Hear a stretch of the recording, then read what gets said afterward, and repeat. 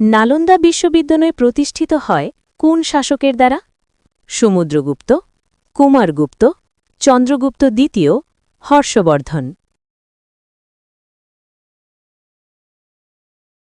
সঠিক উত্তর বি, কুমারগুপ্ত। গুপ্তযুগের শেষ শক্তিশালী শাসক কে ছিলেন?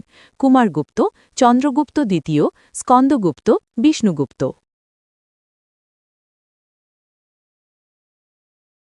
সঠিক উত্তর সি, স্কন্দগুপ্ত। মৌর্য সাম্রাজ্যের শেষ শাসক কে ছিলেন? অশোক, বিন্দুসার, বৃহদ্রথ, পুষ্যমিত্র।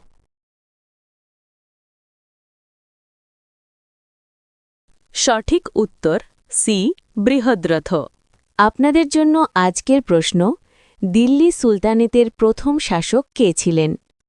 এ, Alauddin Khilji, B, Qutbuddin Aibak, C, Firoz Shah Tughlaq, D, Iltutmish. আপনাদের উত্তর কমেন্টে জানান। গতকালের উত্তর সি, গুপ্তযুগ।